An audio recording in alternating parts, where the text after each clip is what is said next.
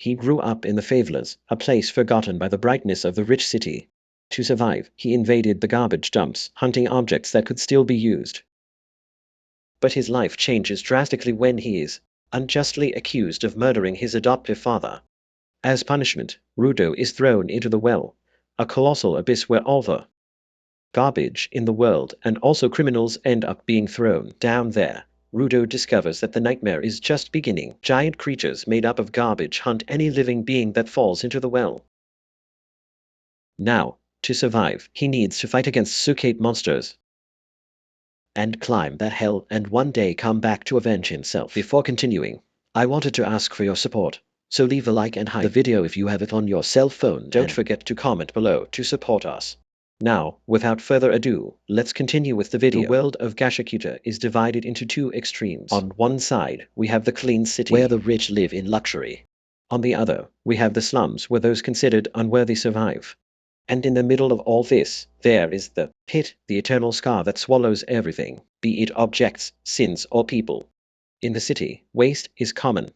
A mother does not think twice before sending her daughter to throw away a newly bought stuffed toy just because he ripped a little. For her, fixing something is synonymous with ugliness. For them, it is better to simply discard and buy another. Without thinking, she throws the toy in the waste bin, which leads straight to the underground tunnels. Meanwhile, our hero, as always, was nearby. The young Rudolph infiltrates the garbage collection points, observing the trucks that load mountains of disposable objects. In silence, he wanders between the corridors until he invades one of the rooms. But that night, he wasn't so lucky. One of the guards ended up hearing the noise. With the gun in his hand, he invades the place. Rudolph moving in the trash bags. The guard screams, calling him a plague that threatens the beauty of his city. Rudolph doesn't even bother to answer. Those insults were already part of his daily routine. But the guard sounds the alarm. In seconds, more men arrive. Surrounded, Rudolph improvises. He shoots trash bags at them, spreading rotten eggs and dirt all over the place. The guards, obsessed with cleaning, complain with disgust. And that's enough for him to run away from the ventilation duct. When he finally reaches the exit, he faces a gate closing and more guards arriving. He calls the guards parasites. And the next day, the news of a garbage thief runs through the city. The news, of course, falls on the inhabitants, and on the other side of the wall. They themselves criticize Rudolph. For them, Rudolph's escapes only bring problems. Some even beg for him to be caught soon. But Rudolph doesn't even care. He sets up his little store selling fixed items. And when his friend, Chihuahua, appears, furious, she asks if he's crazy, risking his life like that for the garbage of the city. He answers without hesitating that the rich throw away the things that still have value. If they don't care, he'll get it back. Since he feels sorry for what is discarded, Chihuahua sighs. Maybe she understands his point of view, but she doesn't totally agree. Before she says anything else, three boys approach, tapping their noses with disgust. They begin to mock Rudolph, saying that he is ugly. They tell Chihuahua to move away and zoom in on the boy's black gloves. They end up kicking the flashlight that he just fixed. And one of them even says that no one will buy that garbage because he is the son of a murderer. Until then, Rudolph was quiet, but when he heard that, he began to tremble with anger. The insults had already passed all limits. And Rudolph faces the boys with a gloomy look. And they even freeze for a few seconds. The tension is so great that then they disperse the fear, running terrified, still cursing, and saying that one day he would become a murderer like his father. The silence returns and Rudolph just lowers his head, resuming the concert of his flashlight. His friend Chihuahua observed him by his side, and said in a soft tone that he knows that he is not what they say, since he is a good person. These words end up taking him by surprise and the young man is embarrassed, kind of without a way to answer. But before he could thank, Chihuahua's eyes turned to the stuffed puppy that Rudolph had rescued the night before. The plan was very simple, to give the toy as a gift to her, but fate did not let it. Before he could extend his hand, Chihuahua's mother appears and suddenly pulls her away. Rudolph stands still, holding the toy, with the feeling of lost opportunity. When he gets home, he meets his father, Hector, who is waiting for him. With a malevolent smile, Hector begins to imitate the nervous gestures of Rudolph, as if he had seen the whole scene with Chihuahua. The boy is all red, looking like a tomato, and Hector says that now it's serious, that they will talk about it later, since first they need to talk about Rudolph's adventures in the garbage dump. He explains that Rudolph does not need to sacrifice so much. After all, they are not starving or anything. For Hector, the boy only does this to pay an imaginary debt, since he was adopted after his real father and thrown into the well as a criminal. But Rudolph responds firmly that it is not for him. It is for a debt, and yes, because Hector family, and he just wants to be part of it. The words end up pulling the smile of his father, who advises his son to have the same honesty as Chihuahua. The advice leaves Rudolph all disturbed, almost hurting more, because of a scar from the injury he carried the night before. Hector immediately prepares the cures, taking care not only of the wound on the body, but also of the strange marks on the boy's hands. From a young age, Rudolph has always suffered from pains in his hands, judged as deformities by others. Until one day, Hector gave a pair of special black gloves, capable of suppressing all his pain. As he exchanges Rudolph's bandages, Hector plays with him, telling him to declare himself soon to Chihuahua. Doesn't do it. Someone will steal her in his place. The two laugh, but out there, hidden in the shadows, there is a masked man who hears every word. The next day, Rudolph gathers courage, and he walks towards Chihuahua's house, with his stuffed dog in his hands. But in the middle of the way, he encounters the cruel scene. Another criminal is thrown into the well. He observes in silence, wondering what's down there. It is then that Chihuahua appears, surprised to find him there. She looks at the abyss, and says that it is brutal. Rudolph is desperate. He was not prepared to meet her so early. However, she continues to talk about the executions, and then turns to him. She says she doesn't want him to end up in the well. She says that even though there are things that shouldn't be thrown at her, it's not worth risking your life for that. These words are familiar to Rudolph, since Hector had said the same thing to him. And Chihuahua says it's because he loves him. Rudolph's brain locks. He understands Chihuahua's words as a confession to him. That sounded like I love you too. Chihuahua realizes the double meaning and gets angry, trying to fix the sentence, but it was too late. Rudolph is already collapsing, the ground, and covering his face with shame. But with trembling hands, he finally delivers the toy. He says that maybe she doesn't want it, since it came from the trash, but he thinks the puppy would be happier with her. To Rudolph's surprise, Chihuahua accepts the toy, and smiling, she says she will keep it with affection. His heart says stop. He never felt so happy. And on the way back home, he comes to dance happily, laughing alone, and thinking about how much he needs to tell his father the news. But when he turns the corner, he notices the presence of guards roaming the favela. They didn't bother him anymore, but the strangeness of that scene was recorded in his mind forever. Arriving home, Rudolph opens the door in a hurry, ready to share his victory with Hector. However, his smile disappears instantly. Hector is falling to the ground, and on him, a masked man nailed the blade to his chest. The killer slowly raises his eyes and faces Rudolph for a moment. Then he pushes the blade even deeper into Hector's body. Rudolph's world crumbles, and he runs towards his attacker. But the masked man hits him so hard that he doesn't even realize he was thrown against the wall. And when he wakes up, the nightmare is still there. The masked man collects a book that was on the floor, looking at Rudolph like an insect, and walks out the door. Rudolph tries to get up to chase him, but hears Hector's weak voice telling him to run. He does this with his last strength, and the boy drags himself to him, desperate. He says he's going to call for help, but Hector only holds him with his hand, and, with a voice call, he leaves his last wish. He tells Rudolph to run and change this rotten world. Then he leaves for better, and Rudolph is there, believing, with his eyes full of tears and pain. At this moment, the guards invade the house. They couldn't find the killer, only Rudolph covered in blood. Kneeling next to Hector's body, they say to get the killer, pointing their weapons at him. Rudolph tries to explain that it wasn't him. The real killer just ran away.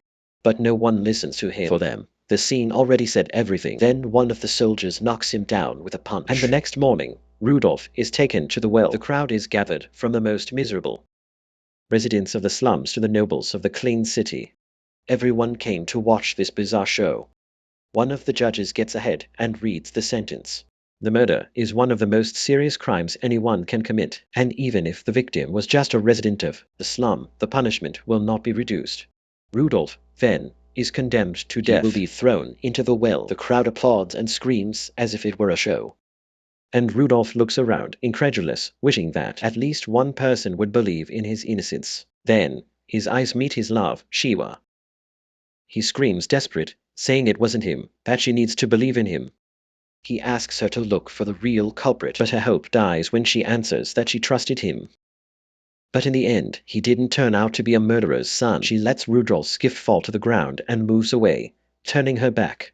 This scene makes Rudolph's world rot once and for all. And the last piece of confidence that remained in him was crushed.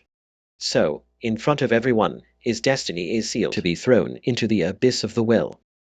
Shiva's betrayal cuts deeper than any wound, and that marks him for eternity. The screams of the crowd echo, calling Rudolph trash, unworthy of living.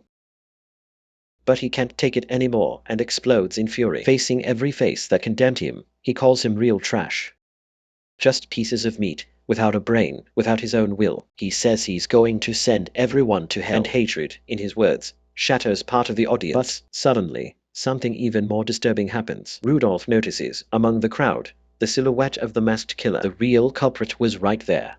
Watching his condemnation up close, before he could report it, the guards push him to the edge. And the ground disappears over his feet, and Rudolph falls. The fall seems to have no end. The darkness of the well swallows everything, and at some point, his conscience goes out. When he wakes up, he's still alive. His body rests on a pile of trash that dampens its impact. Confused, he wonders how he's still whole.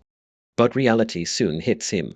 The fervor invades his nostrils, forcing him to cover his face with his gloves. In front of him, an infinite ocean of trash extends to where the sight reaches. Broken objects, carcasses of machines, and human bones everywhere. Before he could understand where it was, a colossal shadow covers his body. He looks back and freezes. A gigantic monster made of scrap and trash advances with sharp traps. Rudolph feels the mind to be in white. He always found the fanaticism of the city in discarding everything. He never asked himself what had really happened in the background. And now he had the answer. The roar of the creature rages. As a sign, other monsters emerge from the piles of trash. Dozens, all hungry, all in his direction. Rudolph runs like never before, but there is no way out. He is surrounded. The beasts jump, and he dodges instinctively until he stumbles. His body cracks on a skull. And in despair, he realizes the end that awaited him. The pile of trash sits on his feet, and he jumps to a narrow runway, staying for a moment safe from the monsters. But the victory is illusory. The air below is pure poison, and every breath tears his lungs. He covers his face with gloves, trying to survive. His chest burns and his body trembles until he vomits blood. The sound echoes through the piles of trash and attracts the monsters back. Without force, Rudolph falls on his knees. And for the first time, he feels that he is going down for the better. But in the dark, an image arises in his mind. It is the bloody Hector, asking him to change the world. His hatred turns into energy, and a strange force begins to push in his hands. They shine without him noticing. And his vision changes. Between the chaos of the trash, he sees light coming out of specific objects. One of them is an iron pipe falling in front of him. Rudolph drags himself to him, suffocating, but determined. He holds him firmly and rises with difficulty. He says he will return to the surface and avenge those who threw him there. And the cursed killer who killed his father. Anger becomes the flame for him to be able to move on. Rudolph's look now is that of a warrior. One of the monsters takes the opportunity to attack. But he does not hesitate. He turns the pipe, and with a single blow throws the creature away, smashing it against the mountains of trash. The impact echoes through the abyss, and from a shadow close, someone observes him, a resident of the well, protected by a huge rain guard. He gets scared, since someone who can face the beasts finally arrived there. At the bottom of the well, Rudolph no longer looked like a human. The poisonous air burned his lungs, and the blood flowed through his nose. But none of this made him stop. He moved like a crazy animal, jumping and hitting, resisting every blow of the monsters. One of them crushed him with 3 rocks, burying him on the rubble.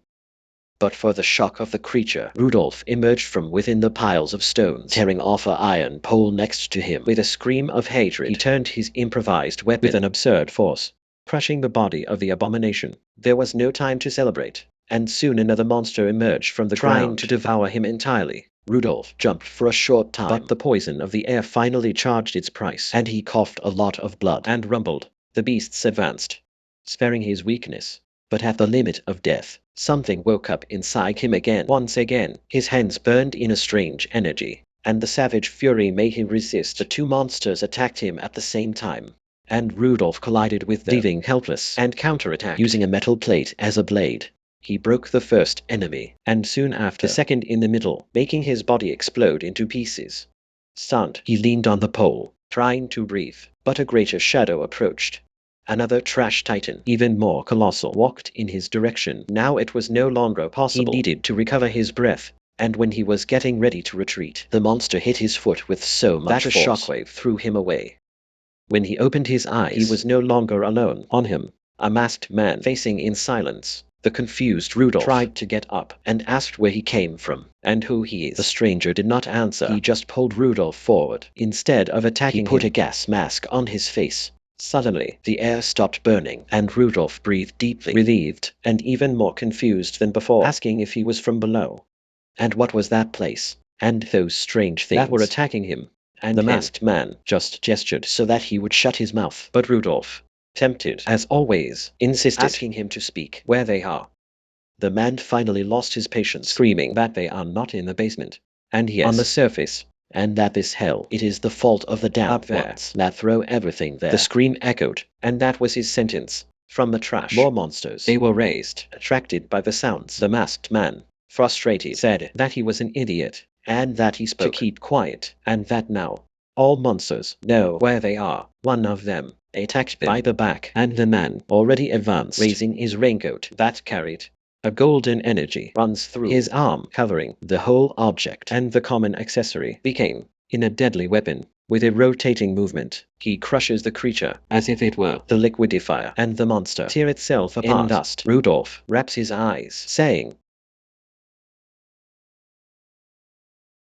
that was advancing, but the masked man did not retreat. He invested against the monsters, tearing them with a blade of his raincoat, exploding the bodies in sequence. In a jump, he opened the accessory, flying in the air as if it were a parachute. Rudolph, without believing, he wondered if that was some kind of technology of the place, or if only he could do that from a butt. The masked man on the head of the last titan, and the monster made a sphere of acid, but he blocked the attack, spreading the corrosive gauze that exploded in a mountain of garbage. So, concentrating even more energy, a notch the size of his weapon, and in a devastating dive, he crossed the creature's head, cutting it to the ground. The silence held on the battlefield that was now clean. The man returned to Rudolph, and the boy sailed on. Asked who the hell is he? The stranger just removed the mask for a moment and said that his name was Anji, that he was a zealot. What? And the same second, toxic air burned your throat, and he coughed violently. Curse the boy, saying that it was his fault for making him take off the mask before he could finish his anger. Rudolph screamed and he died right there while was waking.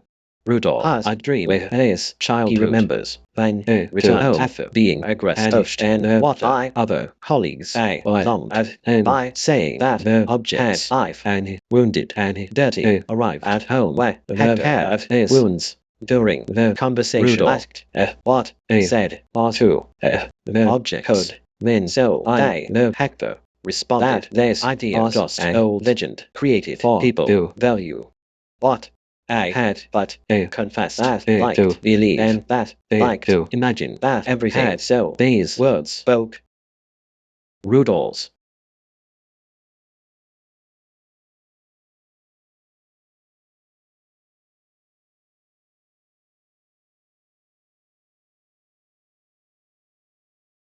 curiosity had his adopted father. Then that awakes dream and realizes chained, being drawn by the last debates, cursing and begging to be loose. But Andy assumes that just taking to safe. However, safety was something Rudolph was at that moment. He wanted revenge. His wish was to learn at any cost, and didn't accept to trapped and no I condemned without out. These words made Andy stop for a moment. He looked at Rudolph and responded impossible. Black explains that paradise a fixed but and verging that moves constantly to heaven, according Andy to reach paradise, something beyond possibilities anyone lives and don't even so.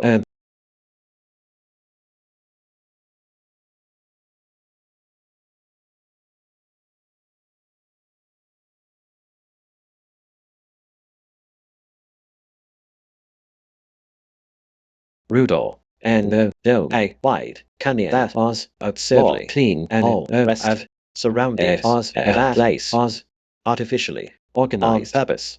There, Andy simply drops Rudolph without explanations, leaving them alone and chained. Rudolph claims no time to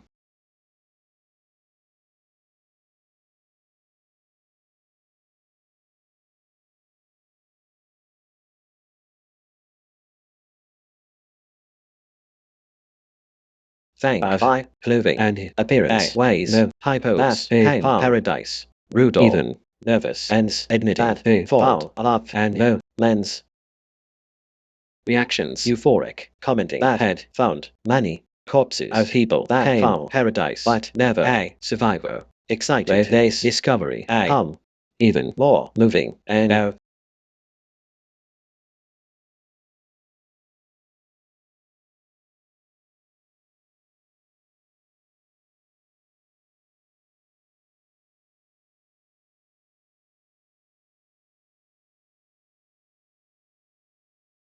face trapped again this time with currents even stronger locked inside trucks.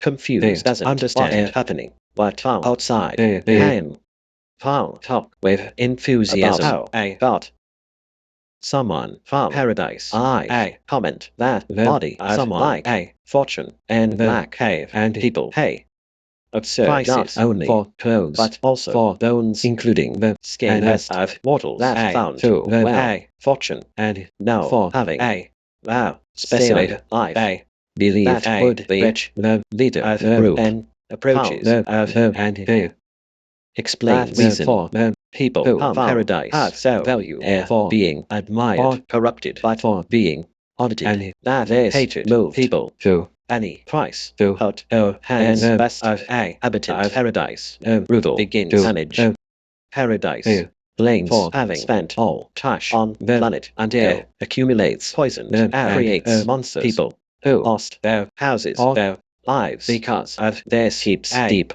hatred and when they find someone found paradise alive their fate could the leader group decide to receive Rudolph and a way offers food but not any food meat and rest are rotten while forces Rudolph to eat that continues Zimbando saying that people found paradise like and never touch and touch much less could digest something of type only that I committed a least of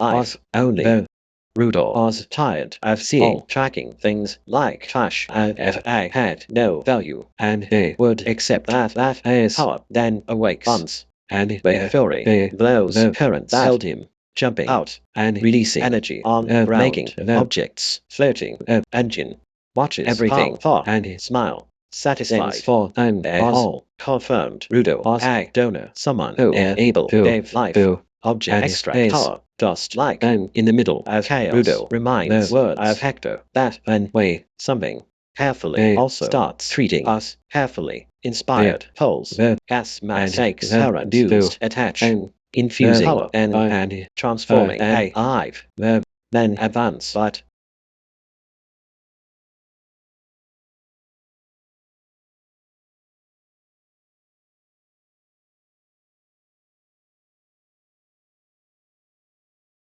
Rudo can simply take a tire and turn that into also this not even great donors can do something like Rudo goes up defeating then with easy and taken by fury the approaches later than lanes trebly of air but can't escape.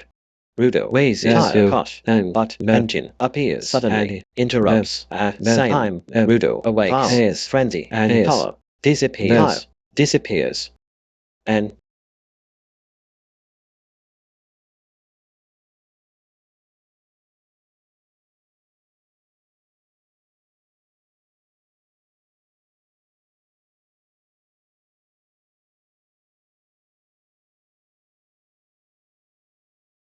Talbot and Say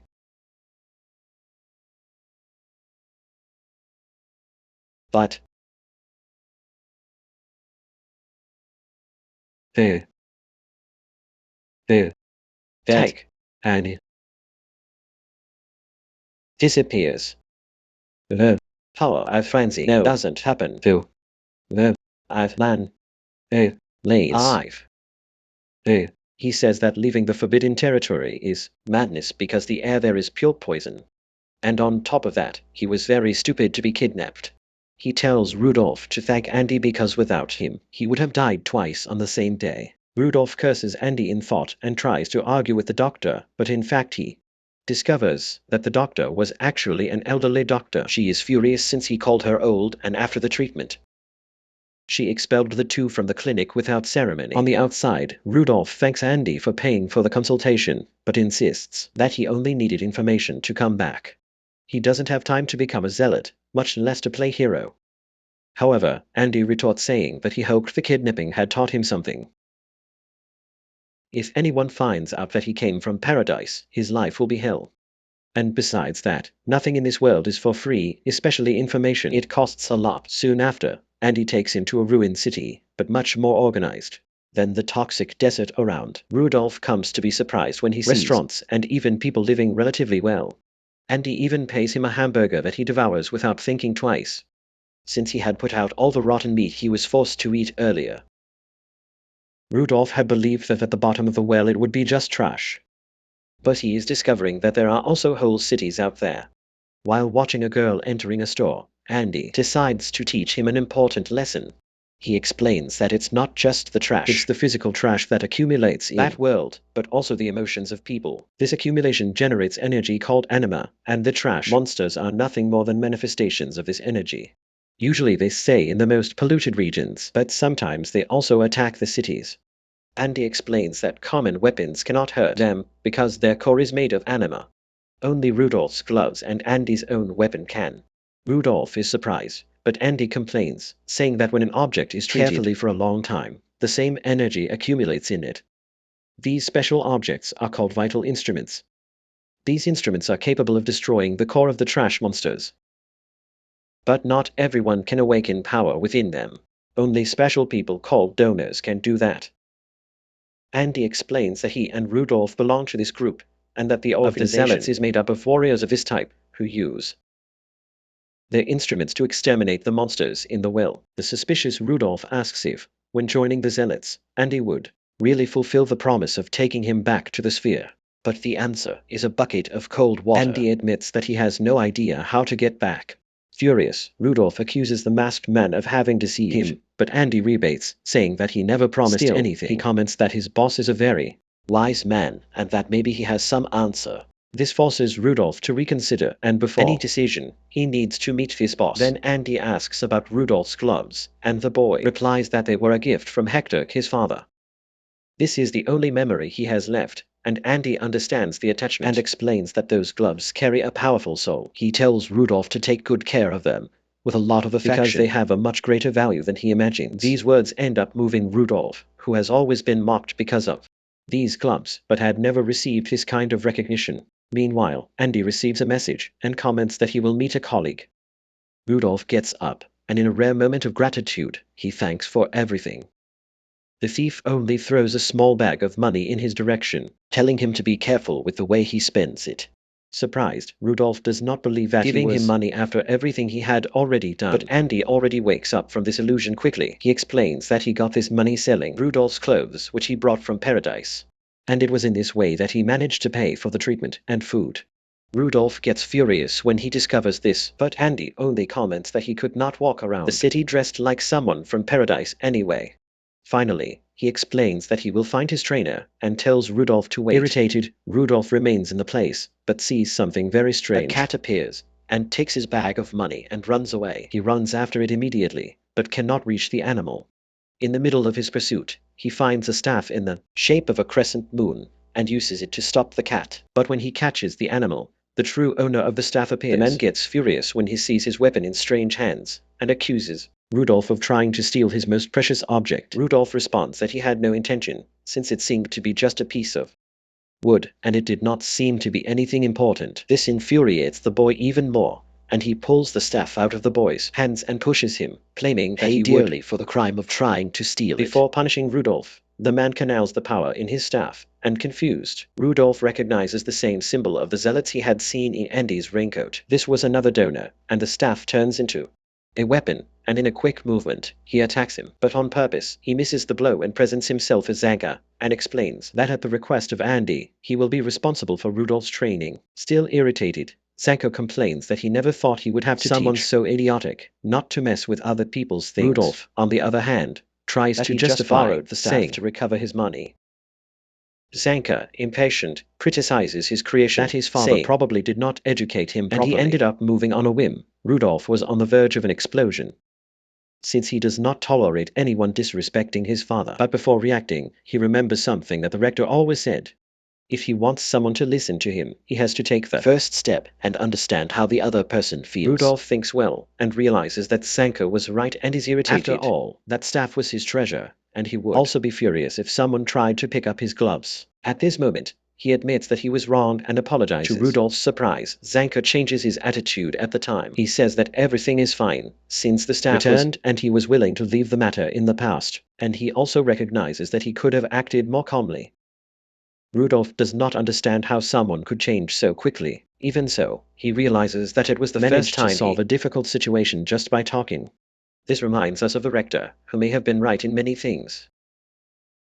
Zanka extends his hand and helps Rudolph get up, and asks about his visual instrument. Rudolph responds that he believes that his gloves are his instruments, but he still does not know what powers they hide. Zanka examines the gloves and comments that they are very interesting. Meanwhile, Rudolph continues to be impressed with the sudden change in the man. Then he realizes the reason why Zanka was smiling, and this reminds him of another advice from the rector. He said that to make friends, the first step was to smile. The problem is that the poor man had never seen a real smile before, and he didn't know how to use his facial muscles to do that. So he decides to try, and this was the biggest bullshit he ever decided to do. The result ends up being disastrous. His effort to imitate a minimally human smile turns into the most horrible expression that Zanka had ever seen. After trying to smile and fail miserably, Ruko leaves Zanka even more irritated. The coach goes over him asking which kind of face was that, if he was trying to hit him with that bizarre expression. Confused, Rudolph only answers that this was the best smile he could. And he still asks why Zanka was angry again. This was the best smile he ever gave. Even a blind man would realize that it was not a real smile. Determined, Ruto closes his eyes and his mouth, believing that this would be more natural. The result even diminishes the scary aspect a little, but it was not enough to calm the coach. In Zanka's head, the problem was another. He believed that Rudo was getting arrogant for being called a genius by Andy.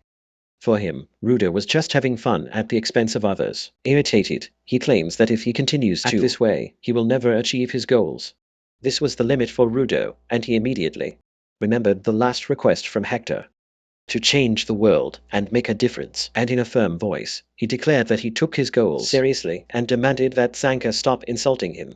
The atmosphere was heavy and Zanka pushed his staff and said that the two would not get along. Rudo agreed and took an iron bar from inside the trash can. To Zanka's surprise, Rudo managed to awaken the power of the object as if it were a vital instrument, and this explained why Andy had called him a genius. Still, Zanka kept his confidence. He believed that natural talent was nothing against someone more dedicated. He provoked Rudo with words, distracting him, and then hit him with his staff, almost hitting the boy. The attack was little, but it was used to unbalance him. Zanka advanced, and in a few movements he caught Rudo on the ground, and it seemed that the fight was decided, until Zanka realized something strange in his face. When cleaning, he discovered that it was poop. He was shocked, since Rudo had not taken an iron bar, but he took a private de-interperator. Scared, Zanka tried to explain to Rudo what object was, but he did not want to hear. He began to swing the de-interperator from one side to the other and dirty everything that was there. Desperation took over Zanka, who panicked, thinking of dodging blows while Rudo chased. The scene becomes a true comedy, like the episode of Tom and Jerry ran through the bushes and streets with Rudo swinging the de-interperator from one side to the other while Zanka ran desperate. At a certain point, Zanka ended up tripping on the cat right in the middle of the main street. This was the perfect way for Rudo to jump, which destroyed a devastating attack with the de-interperator. The blow hit full, a splash of dirt flew covering Zanka from head to toe, leaving him unconscious. Some time later, Andy appeared to check how they were He asked Rudo if he had met his new teacher, and Rudo just pointed to Zanka, who was still fainted and scattered in the trash. Andy did not stop laughing at his colleague's deplorable state, while helping him clean up the mess and offer a ride. Rudo, on the other hand, was traumatized when what he had actually used as a weapon, but Andy only reinforced what he already thought. Zanka was a spoiled kid and never expected to put him in the place in such an unusual way. In the car, Zanka seemed to be crazy. He was tiptoeing on his traffic light while Rudo watched the scene until he noticed a pair of boots thrown at the rear seat. It was then that Andy commented that despite the first encounter being a disaster, Zanka would be his teacher from now on. According to Andy, Zanka was the best trainer when it came to dominated vital instruments. Upon hearing this, Zanka could not hide his satisfaction, and despite all the contempt, he valued the words of Andy, who began to laugh alone. At this moment, Andy called someone in the back seat. It was a woman called Hio.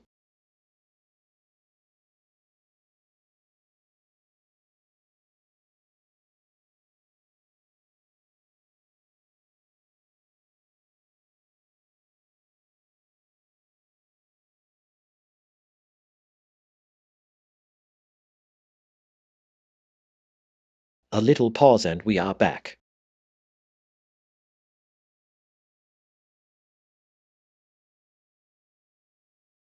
The car is destroyed until a fortified tunnel arrives, stuck in an immense rock wall. On the other side, the general quarter of the Zealots finally appears, in the middle of the desert.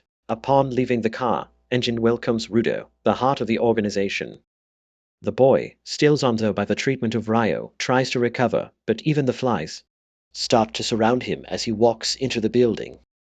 Right at the entrance, he meets Semio, the pretty receptionist who calmly reads a erotic magazine. Engine presents the woman to Rudo, explaining she always personally evaluates the new members. Rudo did not understand anything until suddenly Semio throws a fork that he held, accurately hitting the flies that were behind him. Rudo is shocked, while Semio welcomes the novice. She says she already knew about him from Engine, but needs to assess his potential on her own. She adjusts her glasses and concentrates, and Engine explains that those glasses are his vital instruments. They are able to expand. Semio activates her power and observes Rudo for a few seconds, but what she sees surprises her. Then she quickly turns off her ability, and when Engine asks what happened, she only comments that Rudo already has enough physical preparation, and that he has a good relationship with his clubs, but he will still need training to be able to master them. Engine realizes that there was more in the evaluation, but Semio talks, saying that Rudo had poop in his nape. This pulls the laughter out of Engine, who decides to move on and introduce Rudo to the boss. On the way, Engine comments that there are about 100 healers in total, with combatants, guards, and support. However, they are almost always scattered around the world, on missions, and that is why the barracks are rarely full. He suggests that Rudo knows some of them, but when he opens the door of the convenience room, he sees a huge group gathered, closing the door immediately and saying that you can leave these presentations for another time. Finally, they arrive at the boss's room, but before entering, Engine alerts Rudo not to ask for information on how to return to paradise. He needs to offer something first in exchange, and the best way is to show willingness to work as a healer. Engine also asks you not to ask about the boss's vital instrument, since no one knows his form or power. But to Rudo's surprise, the room is empty, and Semio appears right after, informing that the boss left on a mission and would only return in a few days. Rudo gets angry, not knowing what to do in the meantime, but Engine replies that this is normal. At this moment, Ryo appears again, and suggests that he accompany her in her work. She explains that Rudo cannot be considered an official healer without the boss's approval, so the most he can do for now is to follow her as a temporary apprentice. For her, it is perfect, since she can observe the new member more closely. Able to react, he simply accepts and follows Ryo in silence. Soon after, everyone goes to the strategy room, and there Semio explains the situation of the next mission. A small city near a polluted area asked for help because small trash monsters were seen nearby. Rudo gets curious and asks what these polluted areas are. Semio realizes that Engine did not explain any basics to the kid, so the detail that the world is divided into safe areas, where human life is possible, and polluted areas, where they are covered with trash and infested with monsters. The place where Rudo fell was even worse, a land of no one, an exceptionally dangerous territory, where most people would die as soon as they stepped there. She delivers a mask to Rudo, warning him that he must use it whenever he enters a polluted area. Without protection, he would not resist more than 15 minutes due to the poisonous gases. Later, Rudo would join Ryo and his team for his mission. She guides him to stay close to her all the time to learn as much as possible. And Rudo is very uncomfortable with it, but there is not much choice. As he walks, he begins to think about how long he was exposed to the toxic air in the land of no one, and how much poison he may have inhaled. His eyes then turn to the immense trash in front of him.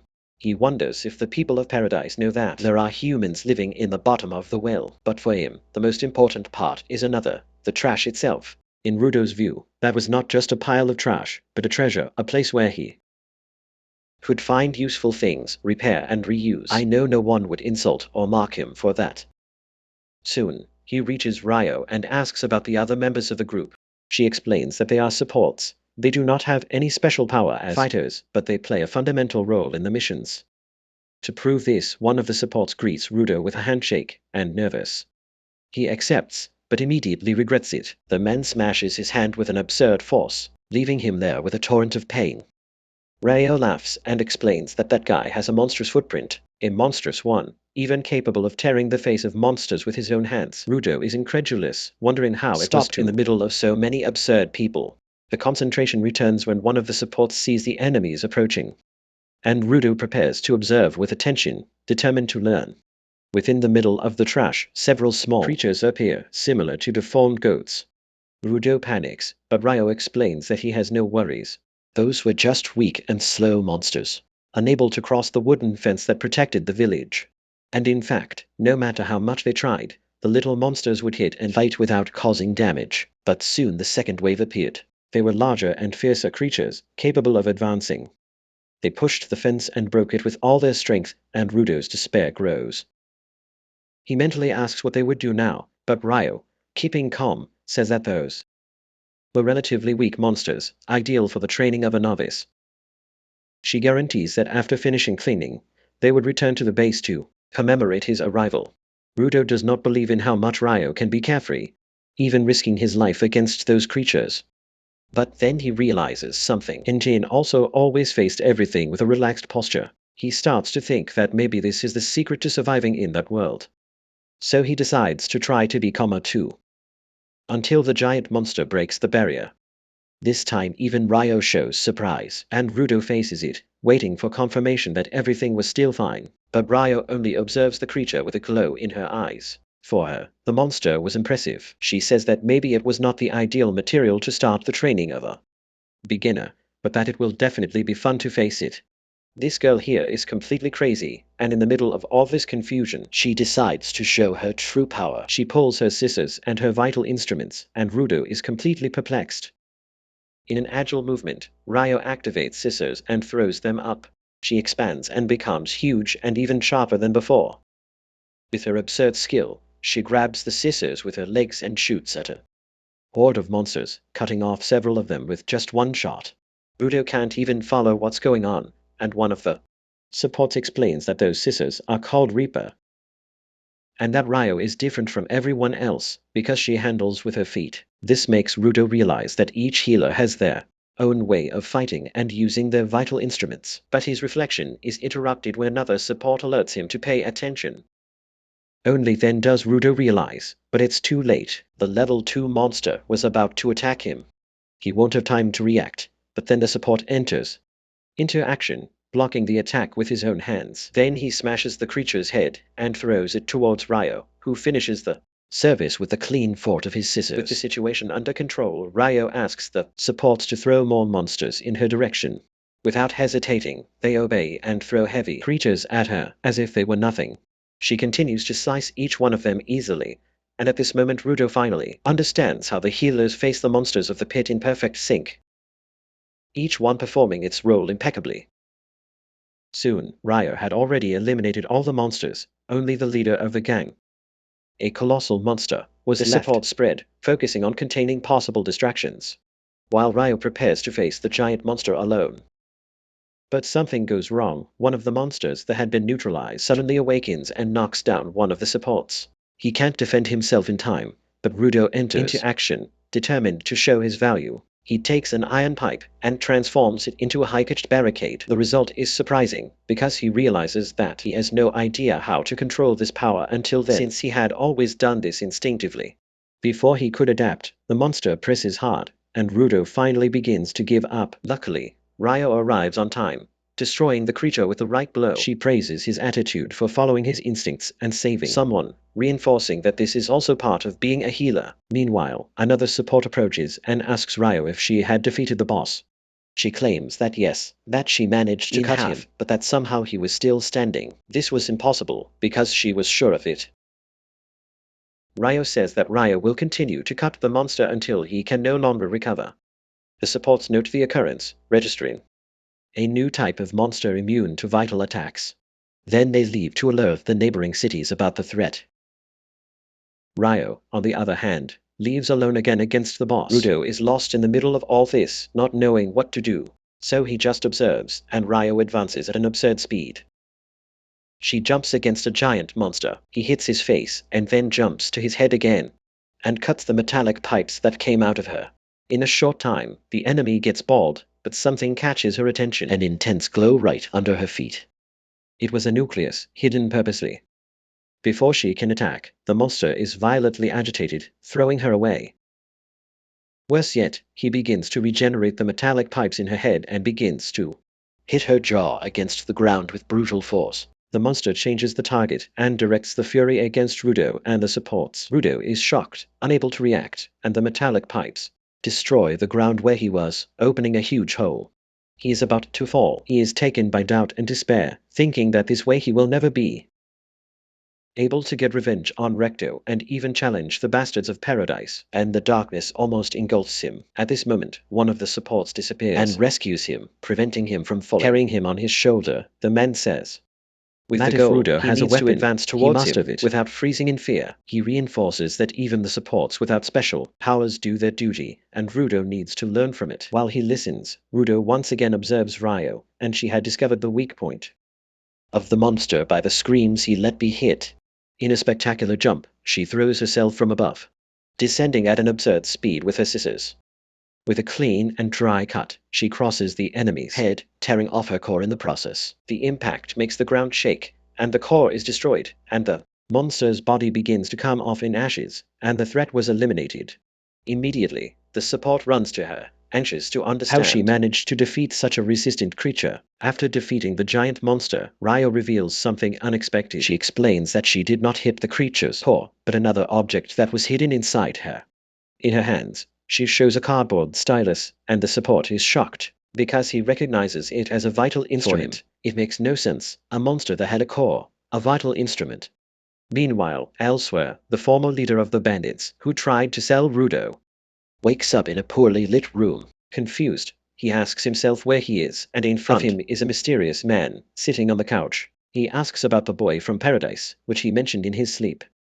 And back to the healer's quarters, Ryo decides to organize a welcome party for Rudo. Shortly after, Zanko appears, still sleepy after the party. He asks what was going on, and Ryo explains about the celebration. But Zanko soon realizes that Rudo was sitting in the corner, low and silent. He asks why the grandson seemed so depressed. And Ryo comments that since his gloves left the middle of combat, he couldn't cheer alone. Zanko thinks that was a pity, but changed its subject, and talk about the strange monster that Ryo faced. She confirms that instead of having a core animal, the enemy had a vital instrument inside the cell, a discovery that no one could predict, and Ryo comments that there was nothing he could do about it, and for that reason he preferred to leave the problem to the superiors and return to the base. While everyone celebrates, Rudo continues in the corner, shuddering his frustration. Then the leader of the supports approaches and presents himself as Gris. He praises Rudo's performance in the previous mission, and the boy rebates, saying that he did nothing relevant, but Gris remembers that he saved a companion from being killed by a monster. Rudo insists that even having achieved this, he could not control his powers. And then he had to be rescued by Gris and Ryo. He stutters, saying that even in paradise it was like that, he always lost control, and Ragdog had to cover his mistakes. Deep down, he feels a failure, unable to meet someone's expectations. At this moment, Gris unexpectedly thanks Rudo, and this completely interrupts the boy's negative thoughts. The veteran explains that most of the newbies see support as a reward. As useless, but Rudo was different. He recognized their value from the beginning. Chris also talks about the fallow, the man that Rudo saved. He dreams of being a fighter, but since he doesn't have a vital instrument yet, he served as a support, always carrying an object with him, hoping that one day it would become his weapon. Chris advises Rudo not to think too much about becoming strong or to meet everyone's expectations. Instead, he asks him to remember what he always wanted before everything goes wrong in paradise. If he can rediscover what lit the flame in his soul, he will find the way. He ends with an affectionate gesture, giving Rudo a light slap in the head and asking him to believe in himself. The boy gets excited, but the atmosphere is soon broken when the engine appears. Leaning on him in a playful way, he asks why Rudo is not eating anything, and soon Ryo and Zanka also arrive, calling him to the party. Everyone insists that he participate. After all, he was the center of the celebration. Rudo feels touched when he sees that everyone really cared about him. He gives up. In the middle of the party, while everyone is having fun, one of the members begins a saw and spread spray paint on the walls. The engine introduces that artist as Gobby, warning that he does not care what others think, and simply does what he wants. While he paints, others complain, asking him to wait for the end of the meal, but Gobby only ignores, completely focused on his art. On the ground floor, Asemel returns to the reception and already predicts that the phone will ring. Asemel is surprised to hear that he answers exactly when he starts to play and receives a new request. She summons Zank and some support for the mission, but he questions why Rudo was included if he had not yet been officially accepted as a zealot. Asemel explains that the request was directly linked to him. A merchant had been attacked by a monster when crossing a polluted area. He managed to escape with life, but lost his precious burden. The mission was to eliminate the monster and recover what was stolen, and that's where the surprising part was. The lost treasure was someone from paradise who was found alive. The room is shocked, and Asemel emphasizes that people from paradise being found alive is extremely rare. This means that something strange was happening, and for that reason, he wanted Rudo to see it with his own eyes. The boy starts to reflect on the matter, but the Grey One advises him to stay calm and control his emotions before making any hasty decision. Rudo knew he couldn't control his power properly, and he feared it would end up becoming a dead weight for the group, but at the same time, he felt that seeing another person from paradise nearby could give a clue about how to get back there. So he decides to join the mission. Zanka, of course, didn't like the idea very much, but Asemel had his ways to him. She explains that the original request was for Njin, but he was too busy with another mission, and asked Zanka to replace him. That was enough to massage Zanka's ego, who thinks he's the best of all.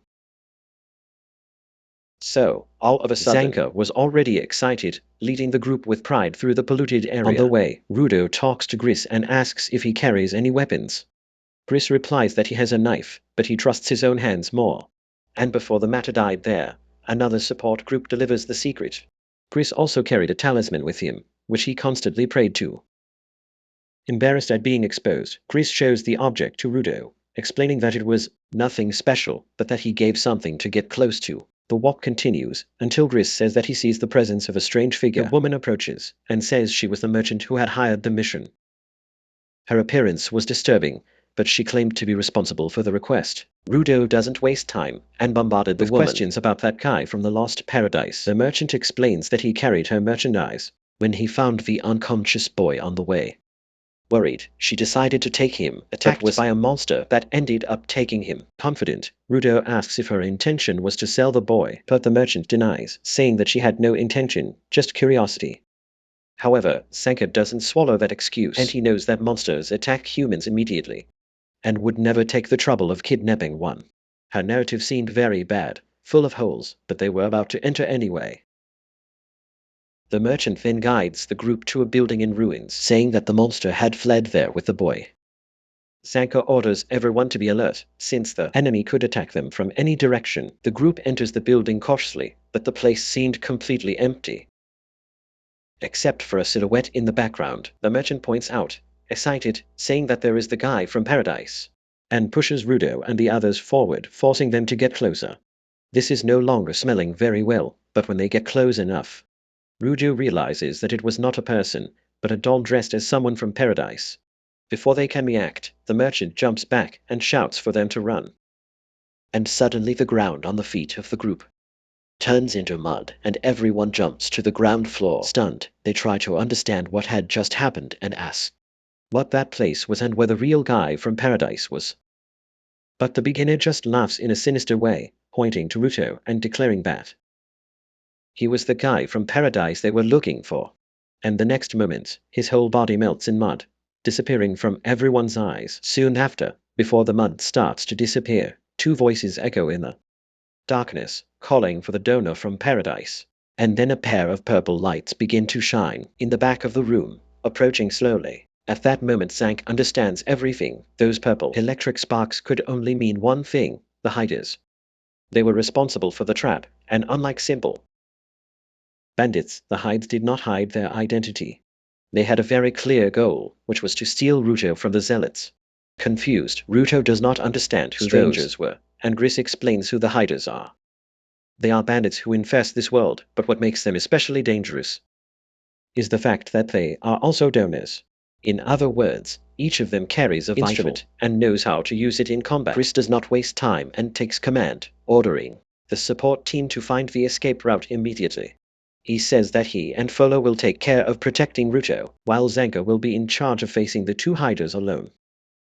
Reluctant, Zanka ends up accepting, with no other option. And the supporters run to the opposite side, and Gris asks Ruto to follow them. But Ruto protests, saying that he could not let them fight a band of thieves alone. But Gris cuts off his excitement, warning not to underestimate the hiders, since no one there knew what their skills were. While Zanka provokes the enemies, he claims that he always knew they would come after Ruto, but he did not expect it to be so early. He questions if they intend to sell him, since someone from the living paradise is the writers would not be able to afford to retire in luxury. The writers just laugh, saying they don't want to sell the huddle. Their interest was different. They wanted information about paradise, and nothing better than taking it out of a real guy who came from there. Especially, they were curious to know how he crossed the barrier without dying. The comment ends up leaving Zanka intrigued. He decides to close the conversation from there, so he goes to the fight and argues that since they have armed that ambush, at least they won't have to worry about the monsters in the trash. The writer changes his mind, saying that they will still have to worry about the mud dolls that she could create the assembly. Zanka complains, saying that defeating weak enemies like him was easy. Even with his eyes closed he could do it. So he activates his staff, and begins to destroy the dolls one by one. But among them, the writer is there, hiding, and he takes the opportunity to attack from behind. Zanka manages to react at the last moment, but he is still thrown against a pillar by the impact. Before he could counterattack, the enemy had already retreated, hiding again in the mud dolls. The woman complains, saying that the healers are used to fighting monsters, and therefore have no idea how to face humans. She warns that that would be the last game that Zanka would play in his life. Even so, Zanka does not retreat. The boy is angry. He continues to destroy the dolls one after the other. But the writer insists that he will do it. Zanka decides to attack him from behind, accumulating injuries and being pressured. Zanka decides to advance directly against the woman, to end the fight at once. But in the middle of the advance, his feet slip into a puddle of mud, armed on purpose by the enemy. She takes the opportunity to declare victory, saying he was the only fighter capable of fighting them. And with him out of combat, the group is defenseless, which guarantees its victory. But Zanka does not get intimidated and screams back, telling her to open a podcast if she wants to talk so much. He even plays with her, saying that until now he thought she was using her pair to control the mud dolls, while his partner was responsible for causing the damage. After watching the battle for a while, Zanka realizes that her first analysis was wrong. The writer had no mysterious attack power, he was simply punching him. His true vital instrument was the snowshoe, which allowed him to walk easily on any surface, even with the floor covered with mud. And now all this made sense. That's why he moved so easily while Zanka slipped.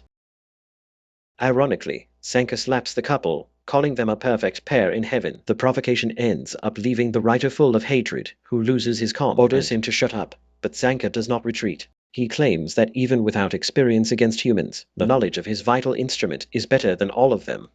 And that's why he could do things they would never be able to do.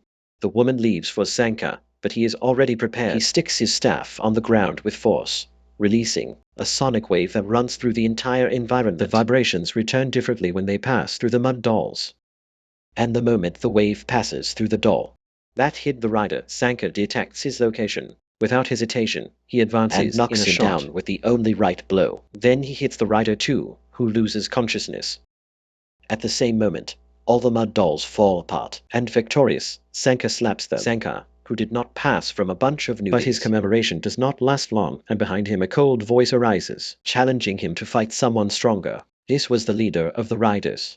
While Huda and the others continued to run through the corridors trying to find a way out, Huda begins to worry when he realizes he no longer hears the sounds of the fight. Soon after, he hits Gris, who had located a way out. Then he sends some supports back to the surface to contact the barracks and ask for reinforcements. He himself decides to return to check on Zanka. It is then that heavy steps echo through the tunnel. Gris believes it was Zanka arriving, but is surprised to see the leader of the riders emerging in front of them.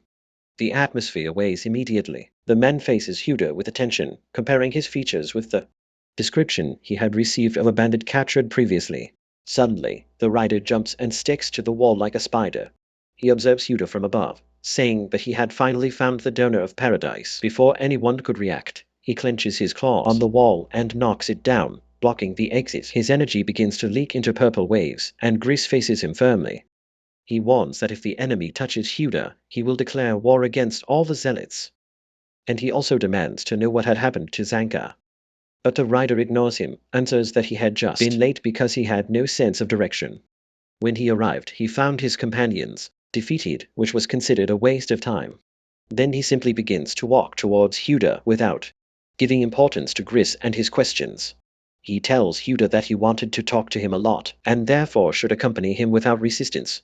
Then he takes off Huda's mask, stating that he would not need it there, since there was no monster of garbage nearby. Scared, Huda asks what happened to the Zalador du Cajado, and the rider with disdain that Zanka had a bad attitude, so he knocked him down. But he recognizes that the man was strong, so he did not kill him. He just left him out of it, delivered to the poison of the environment. To make it clear that he was not bluffing, he activates his vital instrument. The rings in his hands turn into sharp metal claws, ready to slide. He looks like Freddy Krueger. Then he orders Huda to go with him peacefully, ensuring that no one will get hurt. Gris and Folo do not accept, and they attack in sync, trying to stop the enemy. But the rider deviates easily, giving an acrobatic turn. It is then that he gives an inverted hand kick, throwing the two away. He comments that he perceives potential in Folo, capable of becoming a donor someday. But Gris, he affirms that he has nothing. Even injured, Gris gets up, and his look is firm, his voice loaded with determination. It is then that he declares that he will protect his team at any cost, no matter who he has to face. The rider's leader faces Gris and soon realizes the truth. He was not a fighter, but a support. A weakling, as he himself says. Gris, without any value, unable to protect whatever it was. Huda panics and yells at Gris to retreat. He knew that the fight was beyond his strength. But Gris does not answer, and who speaks is the rider himself. With cruelty and cold, he affirms that Huda's friend was already dead. His claws were piercing Gris's chest, piercing his heart directly. And then they project even deeper, crossing until they leave the side. Time freezes for Huda, and Gris's lucky amulet flies through the air.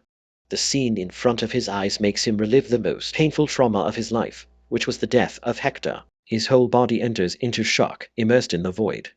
In this void, memories of his childhood emerge, and he remembers a day when Hector found him hitting his head against the wall. Desperate, he tried to contain him, and Huda, with an empty look, replied that Hector had asked him not to hurt the others, but he had never said not to hurt himself. Hector was even more worried, thinking that the boy had found peace, after wearing the gloves that relieved his pain. But the truth is that the concern remained, and Huda confessed that there was a rage within him. No reason, no explanation. The fire that burned without direction. Hector knew that the root of that hatred was the weight of abandonment. The feeling of not having been desired by his parents. The feeling of not having value. That had generated a rage that corrupted Huda's heart. It was then that Hector advised him to overcome this void. He needed to find a purpose, something that would give meaning to his life. And to help him, he took him to experience everything, be it books, games, cooking, but nothing seemed to wake up Huda. Until, almost giving up, they saw someone discarding trash, and at that moment, something lit up in Huda. He approached and found a broken mask in the trash bag. Hector followed him closely, worried, but he was silent when he saw the boy start crying. Huda said that the mask was still good, that it should not have been thrown away, and he cried for the injustice of seeing something with so much discarded potential as if it were nothing. At that moment, Hector understood. It was not the projection of Huda's problems. He really saw value where the world was just trash. Back to the present. This same feeling awakens in Huda, and Gris's amulet falls into his hands, and in front of everyone, he awakens as a vital instrument. Ryder is shocked. He never imagined that the boy would have the right to bring such an object to life. Even agonizing, Gris realizes the truth. In reality, Huda did not turn things into common vital instruments. He awakened the hidden potential within them. He gave life to what was forgotten. With that, the amulet distorts and becomes a weapon full of aura and almost conscious. Huda feels his energy pulsating, and a controlled fury takes care of him. Ryder is now truly excited by what he saw as this baboon of expectation, wanting to know what that weapon could do. Meanwhile, Folo puts Gris in a more comfortable position. Gris is still in a critical state, but still alive. Huda thanks him and says that, without his words, he would still be lost in the dark. But that now he had clarity and knew exactly what he had to do.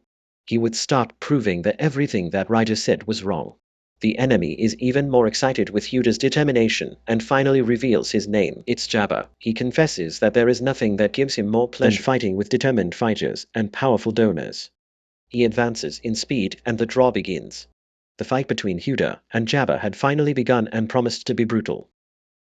While Huda faced Jabba, Gris continued bleeding and Folo desperately tried to help. Even weakened, Gris reassures him, saying that he would survive. In thought, he reflects on Huda. He knew that the last time the boy could not use his right power because he was dominated by confused emotions, but now he was different. Now Huda's purpose was clear. On the other hand, the battle continued intensely, and Huda remained firm on the defensive, making Jabba forced to attack and retreat wherever he found gaps. Ryder tried to provoke him, asking him to fight more aggressively. But Huda only looked at him and said that if he had the courage, he would come with everything. Frustrated, Jabba insists again, and Huda simply deviates.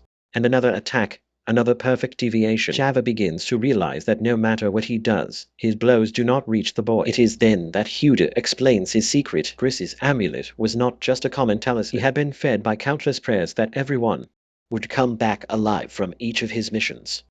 Therefore, that vital instrument had been molded into an absolute defensive weapon. In other words, he drastically increased the chances of dodging any attack. Jabba understands but points to weakness. With such power, Huda would not be able to attack. But the boy rebats, saying that it would not be necessary, and Ryder gets confused until Huda completes. From the beginning, he had not even moved while Jabba was debating around him.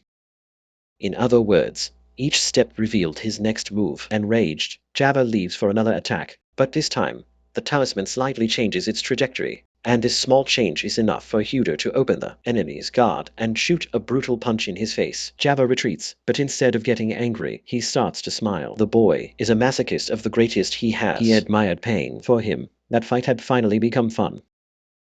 Ryder insists, and tries to change his strategy, advancing on his back. But the talisman destabilizes again, allowing Huda to counterattack with a blow right on the stomach. Jabba adapts again, breaking the pillars and lifting a cloud of dust to blind Huda's vision. Soon, pieces of stone begin to fly in his direction, and the talisman makes him deviate from each of them. But in the middle of the smoke, Jabba appears in a blind spot for the final attack. But even so, the amulet distorts his trajectory, and Huda throws it on the ground with force. Without giving up, Jabba decides to release all his speed, but even so, it is not enough. With these supernatural reflexes given by the talismans, Huda seemed to have unlocked something beyond human. Each attack from Ryder was deviated, and each breach was punished with crushing blows. Little by little, Jabba is dominated until he is forced to use a wall to support his own body. And even in this state, he is depressed. He is deplorable. He starts to laugh, a high and insane laugh. He said that it had been a long time since he had received a horror of that quality. And for him, that was not a defeat. It was pure fun. I'm talking. This guy here is a masochist of the worst he has. Jabba is leaning on the wall laughing like lunatic, but he immediately changes his tone. He tells Huda that it was good to enjoy while he was, but that now he would no longer have a chance to attack him. He had already discovered the talisman's secret. The amulet only reacted to attacks loaded with hostile intent. It was this that kept Huda protected, but when he threw rocks and stones through the smoke, he realized that the talisman did not react to anything. There was no intention in that. It was just movement. Confused, Huda asks why he was talking about all this all of a sudden. Jabba, with a distorted smile, raises his right claw and reveals what he was hiding. It was a very powerful neurotoxin, and without hesitation he puts his claw in his own body, injecting poison in himself. Huda is shocked, without understanding his intentions, and Jabba explains with a macabre calm. In a few moments, he will lose consciousness, falling into an irrational state of fury. It would be an uncontrolled body, attacking anything around him. Without tension or hatred, this meant that Huda's talisman would no longer work against him.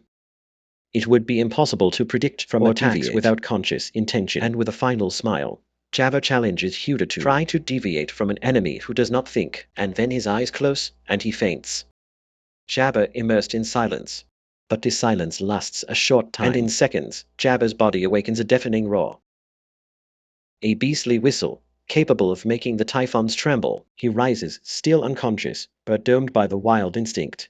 In a blink of an eye, Jabba shoots towards Huda, spinning like a tornado, destroying everything that is in his way, and Huda barely has time to react. He deviates by a thread, without understanding how someone could maintain such strength even in this state. It is then that he realizes the worst. Briss and Folo were not far from each other, and if Jabba changed direction, the two would be dead by the time. Desperate, Huda runs to the opposite side, trying to attract the attention of the monster. For his luck, this works, and Jabba chases him with blind fury. Huda tries to trust the talisman's power to destabilize the attacks. But as expected, nothing happens. He is forced to block directly. Then use the lever blow to throw Jabba to the ground. With the improvised technique of judo, even with his head breaking the concrete, Jabba gets up, still insane. Nothing seemed to stop him, and Huda thinks that only experience of war and determination could lead someone to cross so many limits of the human body. But soon, a bizarre idea arises in his mind. He remembers the times he was beaten by the Valentines in paradise. They provoked him, asking if he was a masochist. At the time, he did not understand what that meant, and he went to ask Ritor. Today, he knows well that masochists were sick who felt pleasure in pain, and looking at Jabba, he had no more doubts. This bastard seemed to be one of them, but taking this as a truth, how is he going to defeat someone who strengthens the more he catches? And without time to think about it, Jabba leaves again, and his blows are wild and brutal.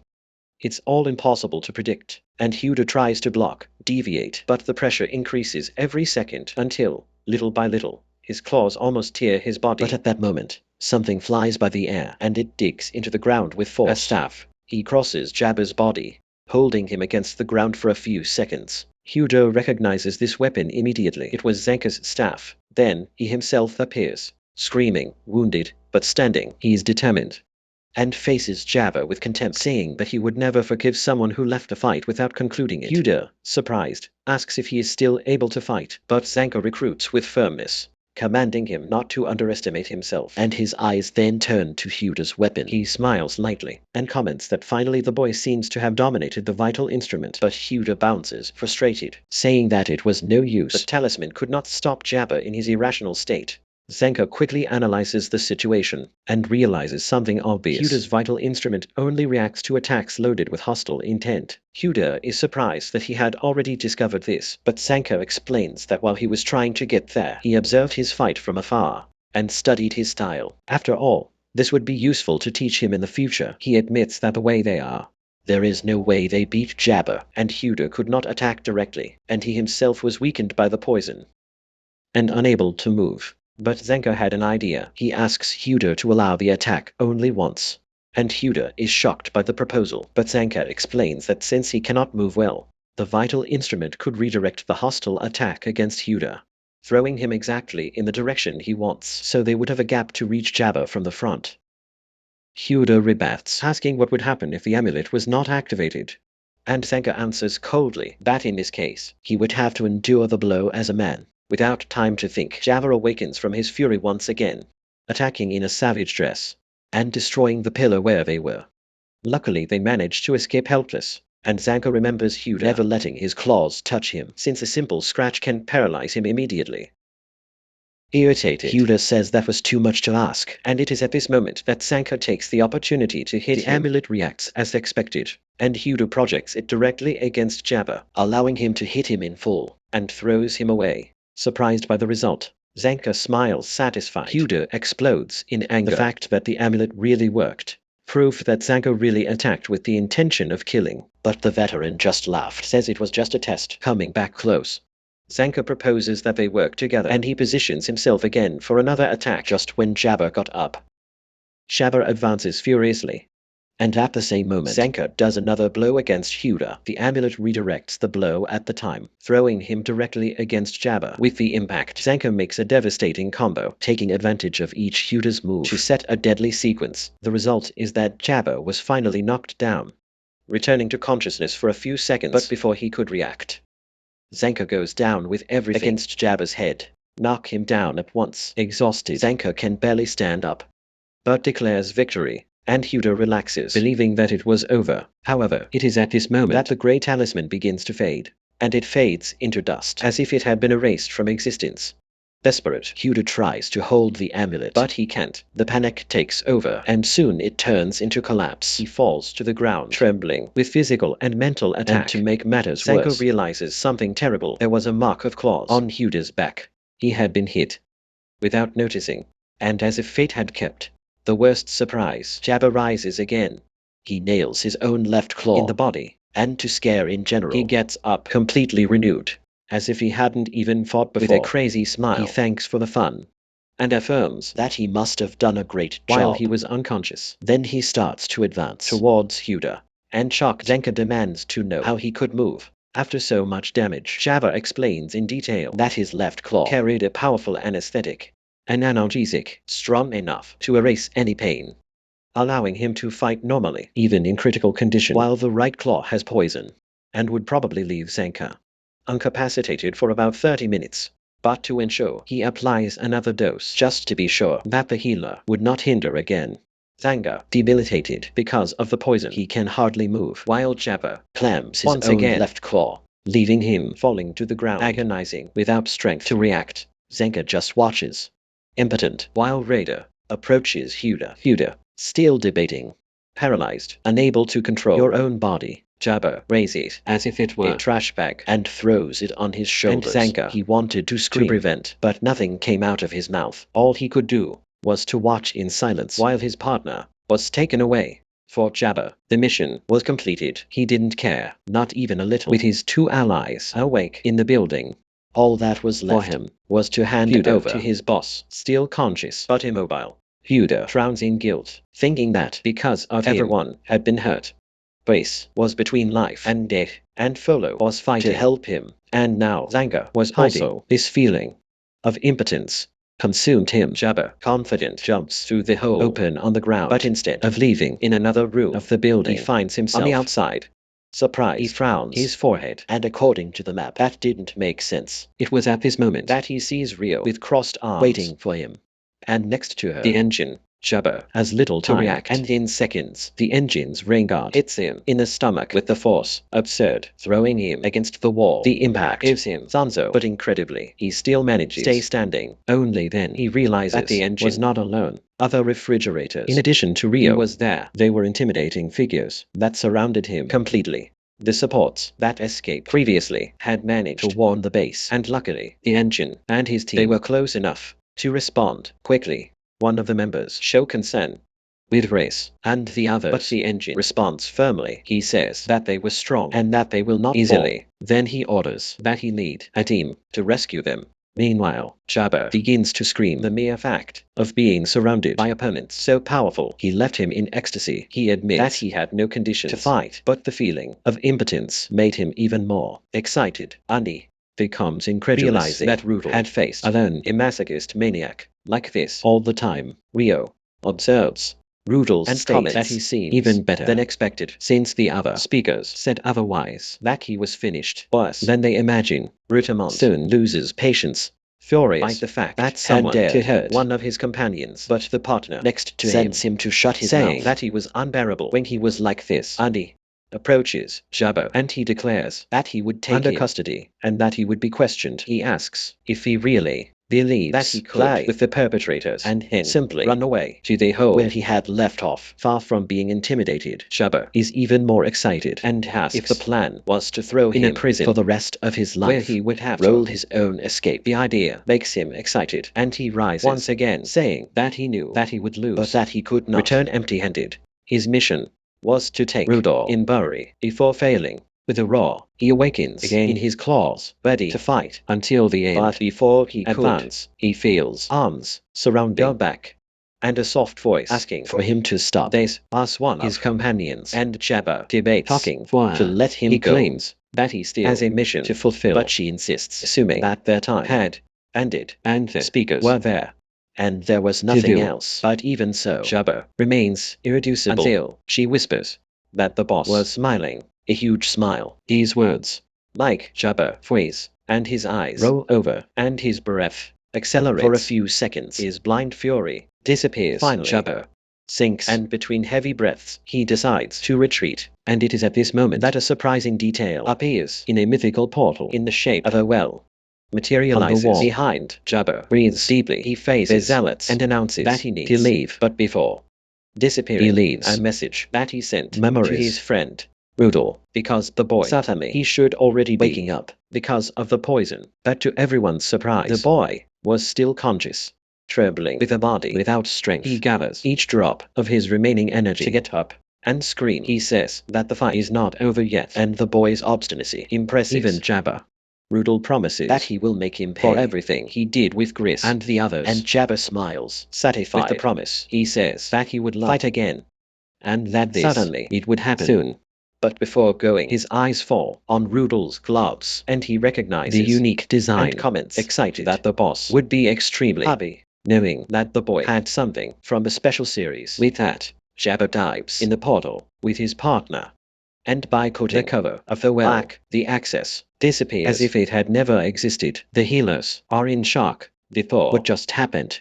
Shortly after, the reinforcements and rescue Zanga, and the rest of the building collapse. The effect of the poison finally dissipates from Rudolph's body that immediately turns to Gris. Despite the serious blood loss, Gris was still alive. Rudolph falls from his knees next to him, apologizing for destroying the talisman. He confesses that he knew how much that object it meant to Gris, but Gris, with a weak smile, responds that is the amulet served to help him at the time he needed.